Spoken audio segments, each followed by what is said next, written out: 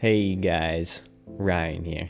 In today's video, I'm going to explain what I think is going to be the new meta for Season 2 of Warzone 2, and we're going to pretty much get right into it. If I sound different or the gameplay is laggy, it's because I'm on a laptop in Europe, but let's begin with the #1 loadout to replace the RPK and Fennec. The first gun is going to be the Seiken, and this is the build I use for it in the background. This thing has no recoil, it has insane damage, and it comes with a 100-round magazine as the default, so you don't even have to worry about wasting an attachment slot on a magazine, and that's something I love about this gun. Now there's a couple things you can change about the build. If you think the kick is too much, you can take off the laser and add something else. If you don't like the sight, feel free to change it. But if you're looking for that RPK replacement on the first couple days, I would 100% look no further than the Seiken. However, the SMG you pair it with is going to be one of the most important things, and that's why I'm going to recommend the Vaznev 9K. Now, the Vaznev is one of the most slept on SMGs even before this patch came out, but I think after the patch, once the Fennec gets nerfed, this thing's going to dominate. It has good mid-range damage, good close-range damage, great mobility, super easy recoil to control, and I honestly kind of find it the best SMG overall.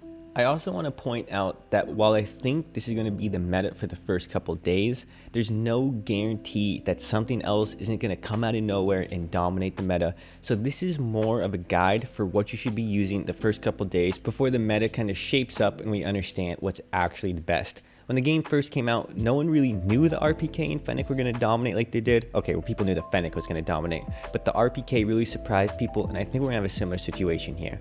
So the second class I'm going to talk about is the Kastov 7.62 with the Lockman MP5. Hands down, the Kastov 7.62 is the best assault rifle in the entire game if you can control the recoil, and that's a big if I'm being honest. For me, when the RPK was dominant, I spent a lot of time learning the Kastov 7.62. I really enjoyed using this gun, and it dominated. I would win 1v1s against anyone who had an RPK. It felt amazing, it performed amazing. The only tough part is actually controlling the recoil, but if you can tune it for yourself and your own personal preference, it can dominate. As I said before, the only other downside is the 40-round magazine, but if I'm being honest, that's really not that big of a deal. So moving on from there, let's talk about the SMG I pair it with, and this is also meant for more aggressive players. This whole class is meant more for aggressive players and what I would consider high-skilled players. The MP5, for example, has great mobility, has great damage, but it doesn't have the easiest recoil to control. I really build it to focus on the mobility aspect, and I think a lot of people have to be aware of that. It's a great gun, I love it, but if you aren't comfortable with the recoil and everything like that, maybe consider using the Vaznev or something else. This whole class, as I said before, is meant for aggressive players, and I think that's where it really shines. And if I'm being honest, I think this might be the best class for the new Rebirth map, because when you look at the distances and the way Rebirth maps usually work, you're going to want something that's more aggressive than you would have on Al Mazrah, because that's a much bigger map with much longer engagements. And I think this class is perfect for the new Rebirth map. So let's move into the third class, and this is more meant for solos and duos. And this is going to be the Lockman 5.56 paired with the MX9. What I really appreciate about this class is this is one of the few classes that feels like it can do it all. And when you're in solos and duos, I think that's really important. When I'm playing trios or something, I can almost guarantee I'll have multiple people putting down suppressive fire. Maybe I'll have a sniper with me. But in solos, when you're just kind of relying on yourself, you need an AR that's kind of like the Kastov, but also has low recoil, similar to the Seiken.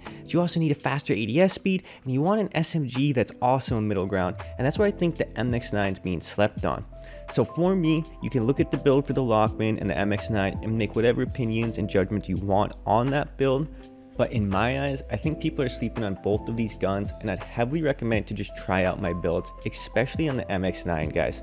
The MX9 has insane strafe speed, it has actually great damage, it has good mobility, and it has low recoil. The only thing holding it back is that 32-round magazine, and that's why I think it's absolutely perfect for solos and duos. That to me is the main thing that separates it from the Vaznev, the Lockman, and everything like that. It doesn't have a big enough magazine to truly compete in trios and quads, but in solos, duos, it's going to dominate. Now, I really want to clarify, guys, I didn't talk about snipers because I'm going to make a sniper support video in 2 to 3 days, and I'm really hoping we're going to see some one-shot sniper changes that are going to make snipers meta. Now, I also want to say I'm pulling up a list of honorable mentions, and I pretty much think any of these guns are going to be pretty freaking good on the first day, but it's also hard to predict, and I just don't want to act like I know everything. Anyways, guys, I hope you enjoy this video. I'm sorry for maybe, the quality not being what it usually is on this channel, but do understand I'm on vacation. I'm just trying to get the info out there and help you guys get through this little first week, and I have a couple other videos planned for this week. Anyways, guys, it's been Ryan. I hope you have a good day. Peace.